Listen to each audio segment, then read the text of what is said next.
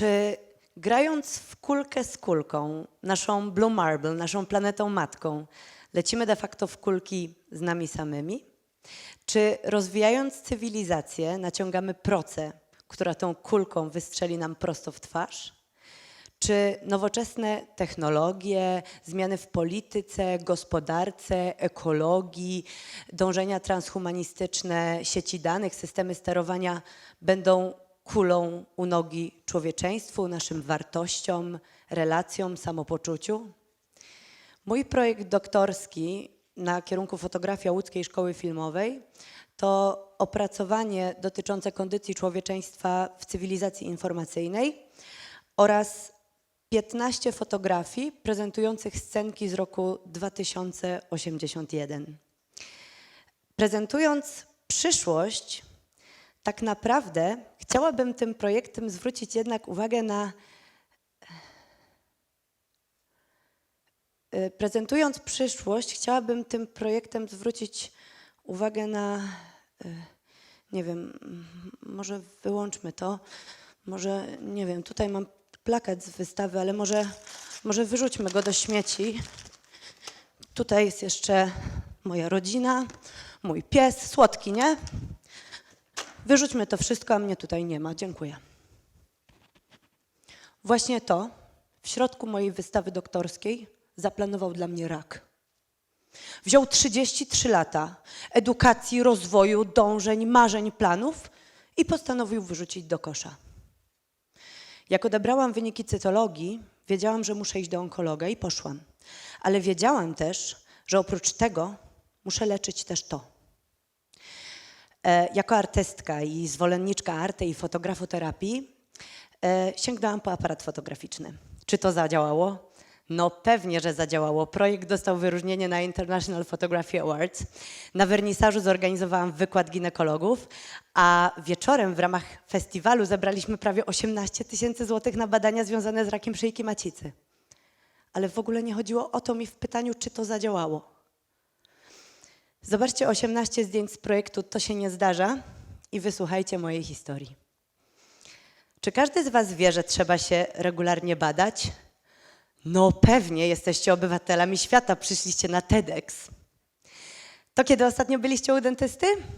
Jak tam badania krwi aktualne zrobione?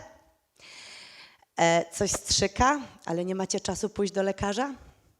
Karteczkę, by iść na cytologię, miałam przywieszoną do zadań, przypiętą przez 4 lata. Ale nie miałam czasu, żeby pójść. W końcu poszłam i okazało się, że mam raka. Czyja to wina? Młoda dziewczyna, sympatyczna mimo tych tatuaży, rodzice zdrowi, żadnych objawów. Czyja to wina? Moja. Rak szyjki macicy jest winą chorej. Kontrowersyjne, co? Już tłumaczę. Każdy, kto uprawia seks, może zarazić się wirusem HPV. To nie ma nic wspólnego z zabezpieczeniem. 80% ludzi aktywnych seksualnie łapie wirus HPV. Słuchajcie, większość was jest zarażona wirusem HPV. Wiecie o tym? Jeżeli mężczyzna ma wirus HPV, może dostać raka penisa, ale to są pojedyncze przypadki, to jest bardzo rzadkie. Jeżeli kobieta jest zarażona wirusem HPV, może dostać raka szyjki macicy. I to już jest o wiele częstsze. Jak to się dzieje?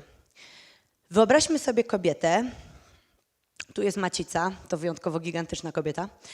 Tu jest macica. Macica to jest, przepraszam, ale taki biologicznie worek do trzymania płodu w bodach płodowych w trakcie ciąży. Tu mamy pochwę, tu jest macica. I między jednym a drugim są takie drzwiczki. Te drzwiczki to jest szyjka macicy. No domyślamy się, do czego służą, tak? Zamykają, żeby tam płód w tych wodach płodowych floatował przez 9 miesięcy, tak? I teraz wirus HPV może spowodować, że na powierzchni tej szyjki macicy, tych drzwiczek, powstaną takie wstrętne, nieprzyjemne komórki. To się nazywa stan przednowotworowy. I jak się to ma, to w sumie wiecie co? Nie ma większego problemu w XXI wieku. Idzie się na zabieg, który nazywa się konizacja i ten zabieg polega na tym, że ścina się tam powierzchnię i gotowe. Na drugi dzień się idzie do domu, prosta sprawa. Obecność tych komórek wstrętnych można wykryć badaniem, które nazywa się cytologia. Też jest proste. Polega na tym, że szczoteczką pobiera się wymaz z tej szyjki i bada się go w laboratorium. Czyli jeżeli kobieta regularnie robi cytologię, to wykryje ten stan przednowotworowy i najgorsze, co ją czeka, to ta konizacja, na drugi dzień do domu i cześć. Jeżeli jednak nie badasz się regularnie, bo tak jak ja masz na głowie doktorat, karierę i oglądanie Netflixa z chłopakiem i psem, to wtedy stan przednowotworowy może zmienić się w raka. Ale to nie trwa tydzień, to trwa kilka lat. Czyli uwaga, raka dostaną tylko te dziewczyny, które zaniedbały coroczne badania. Słuchajcie, ja rozumiem, że można zaniedbać cotygodniowe badania, które trwają kilka godzin. No wiem, no kariera, Netflix z chłopakiem i psem, wiem. Ale coroczne, kilkuminutowe, przecież to kompletna głupota. Gdy usłyszałam diagnozę, poczułam coś w rodzaju skażenia całego życia. Okazało się bowiem, że to jest rak, a rak nie bawi się w konizację, o nie. Jak się ma raka, to wycina się wszystko. Macicę, szyjkę macicy, jajowody, węzły chłonne z dużych naczyń krwionośnych, a nawet czasem i jajniki. Poczułam skażenie całego życia. Pomyślałam tak, czy ja mam jechać po tą sukienkę? Czy ja mam kończyć ten doktorat? Czy ja mam szukać tego wymarzonego mieszkania? Przecież ja za miesiąc mogę leżeć łysa w łóżku i wymiotować pod siebie. Targały mną różne emocje. Najpierw takie będące fasadą mechanizmów obronnych. Dam radę, kto jak nie ja, żartujmy z raka, ale śmieszne. Potem jednak przyszły te prawdziwe. Przede wszystkim wściekłość i poczucie niesprawiedliwości, dlaczego ja. Potem chęć schowania się i kompletne poczucie rezygnacji. Potem ciekawość, ale szybko hamowana strachem, co zobaczę w Google. I na końcu bezgraniczny smutek i żal. Napisałam o tym, co mi jest na Facebooku, po to, żeby znajomi wiedzieli, żeby uniknąć jakichś nieprzyjemnych sytuacji, niezręcznych, no i przede wszystkim po to, żeby wysłać znajome kobiety na cytologię. Wiele z nich poszło i powiem wam, że wiele z tych wyników okazało się ważnych. Pamiętam, dostałam takiego SMS-a: dziękuję, uratowałaś życie mojej babci. Do dzisiaj witam się z kobietami tak: hej, cześć, co u ciebie słychać? Kiedy ostatnio byłaś na cytologii? Zalał mnie deszcz wiadomości. Wszyscy mnie wspierali, to było absolutnie super. Większość robiła to mądrze, ale byli też tacy, którzy radzili mi na przykład zrezygnować z terapii konwencjonalnej i zwalczyć raka siłą umysłu, albo witaminą C, albo specjalną dietą.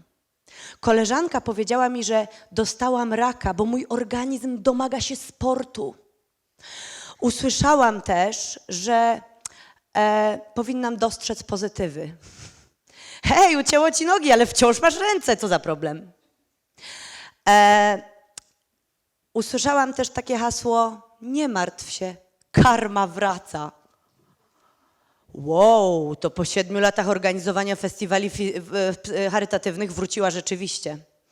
Niektórzy mówili mi: o Boże, rak szyjki macicy, znam to, tak, moja ciocia też to miała, umarła. Słuchajcie, jeżeli ktoś z waszych bliskich przechodzi przez coś, czego nie znacie, to nie udawajcie, że rozumiecie. Zastanówcie się na spokojnie. Zapytajcie, jak macie się czuć i co macie powiedzieć. To nic złego tego nie wiedzieć, tego nie rozumieć. 7 maja bieżącego roku dostałam swój ostatni okres w życiu. Po nim wszystkie podpaski i tampony, które mi zostały, wyrzuciłam do śmieci. Wraz z marzeniami, a właściwie standardowymi oczekiwaniami wobec życia. Słuchajcie, ja nigdy już nie będę miała okresu. Ja nigdy nie będę żyła bez strachu. Zawsze będę planować przyszłość, bojąc się, co będzie za rok, czy będę żyła. Ja nigdy nie zajdę w ciążę. Ja nigdy nie będę karmiła piersią. Ja nigdy nie urodzę dziecka. Powoli to zaczęło do mnie docierać. Czy ja w ogóle chciałam mieć dzieci? Nie wiem, ale z pewnością chciałam móc je mieć. Powtórzę, zabieranie sobie tej możliwości tylko przez to, że nie chce wam się raz do roku iść na badanie, które trwa kilka minut, jest delikatnie mówiąc bezmyślne. Mówiłam wam, że wycina się węzły chłonne wzdłuż dużych naczyń krwionośnych. Nieumyślne przecięcie takiego naczynia krwionośnego oznacza raczej śmierć na miejscu. Jadąc na operację strasznie się bałam, a bałam się do tego stopnia, że nagrałam film, w którym żegnam się ze wszystkimi bliskimi, wypłaciłam wszystkie pieniądze z konta i schowałam do pudełka i zostawiłam u siebie na biurku. Tuż przed operacją, jak wyciągałam kolczyki do operacji, przypomniało mi się, dlaczego w kolczyku w pępku noszę motyw kostek, dlaczego ma taką ozdobę. Moja ukochana wykładowczyni z filologii polskiej, tłumacząc nam jakieś dzieło romantyczne, powiedziała kiedyś, że życie składa się z takich rzutów kostką, ale najważniejsze jest nie to, co wypadnie, tylko ten moment lotu. Jesteśmy wychowywani do życia w przyszłości. Zajeżdżasz się, żeby kiedyś skorzystać. Kiedy skorzystasz? Kiedy spędzisz więcej czasu z rodziną? Kiedy namalujesz obraz? Kiedy poleżysz do 12 nie patrząc na zegarek? W 2081? Rak nauczył mnie, że życie dzieje się teraz. Poprosiłam Maćka, żeby zrobił mi to zdjęcie tuż po operacji. Wszystko widzicie, więc nie będę mówić o bólu, bezradności, bezsilności, cewniku, rurce wystającej z brzucha, opatrunkach, kroplówce. Chyba że jest na sali jakaś pani, która nie chodzi na cytologię, bo wsadzenie małej szczoteczki na 3 sekundy raz do roku do pochwy boli. To zapraszam serdecznie po prolekcji, porównamy sobie to z bólem po wycięciu macicy. Nienawidziłam budzić się w szpitalu, bo w snach zawsze byłam zdrowa. Kiedyś śniło mi się, że nie mogę się ruszyć, bo na moich kolanach siedzi mała dziewczynka, a ja nie mogłam ruszyć się z bólu. Powrót do domu niewiele zmienił. Wiadomo, fajniej leżeć pod własną kołdrą, ale w szpitalu twoja niedołężność jest spoko, jest oczekiwana. Coś boli? Naciskasz guzik. Wszystko jest w szafce pod ręką. W domu wszystko jest cholernie daleko. A przyjaciele, którzy siedzieli przy moim szpitalnym łóżku od rana do wieczora, dzień w dzień, przestali mnie odwiedzać, bo przecież jesteś w domu, wszystko jest okej. Łazienka, która zawsze była takim moim sanktuarium, zmieniła się nie do poznania. Kolorowe szminki i masełka do ciała zastąpione zostały przez opatrunki, pończochy uciskowe i zastrzyki. Moja kobiecość zachwiała się po raz kolejny. Wszyscy pytali mnie, czy już czujesz się dobrze. Ale to nie jest tak, że czujesz się źle i nagle puf i czujesz się dobrze. Każdego dnia było o ciupinę lepiej. Moje siniaki były wizualną reprezentacją mojego złego stanu, czyli bledły codziennie troszeczkę. Ta tendencja się utrzymuje. Codziennie jest coraz lepiej. Powiedziałabym nawet, że rak dał mi nowe życie. Nowe życie, w którym oddycham pełną piersią. Nowe życie, w którym jest Ilona, poznana na szpitalnej sali. Nowe życie, w którym Maciek nie jest już moim partnerem, tylko drugą połową mnie, żelazną podporą, taką moją żywą, świętą ikoną. Tu chciałabym zwrócić uwagę po pierwsze na bliskich osób chorych na raka. Im też jest ciężko, oni też potrzebują wsparcia. A po drugie na mężczyzn. Rak szyjki macicy nie dotyczy tylko kobiet. Ostatnimi miesiącami dotyczył Maćka, mojego taty, mojego wujka, moich kolegów. Tak. Robienie zdjęć zadziałało. Po pierwsze zajęło moje myśli i ciało, ale przede wszystkim było expressive therapy, czyli terapią ekspresyjną, czyli ujawnieniem i przerobieniem problemu poprzez jego kreatywne wyrażenie i opracowanie.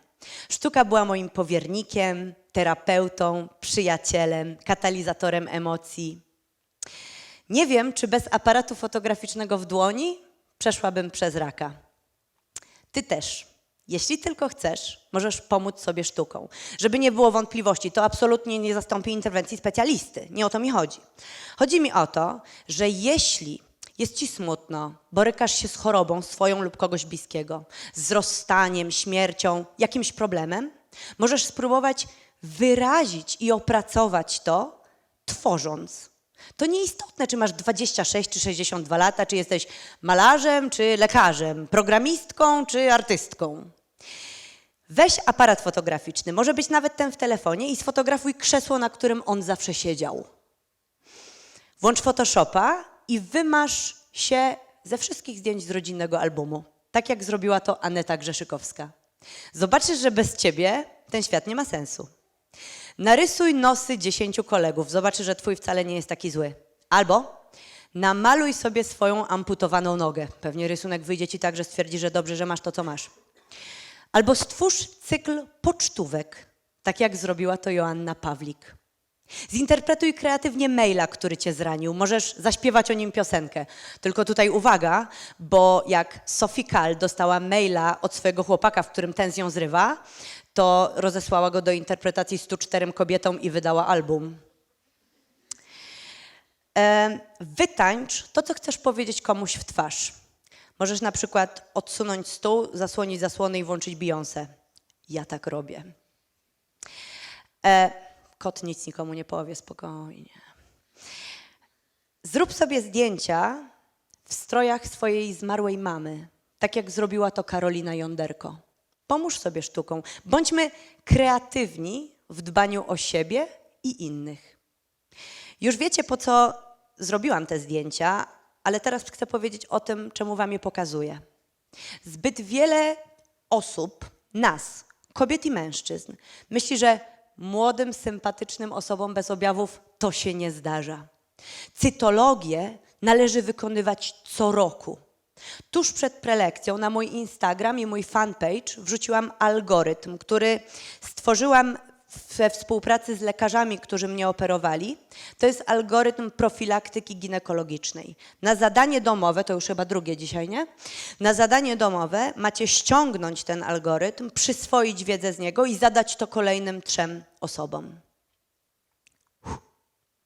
Strasznie było, co? Przeraziłam was. Zepsułam wam kolejnych kilka dni, podczas których pobiegniecie do ginekologa albo zaszczepić swoje dziecko przeciwko HPV. Mam nadzieję. Dziękuję.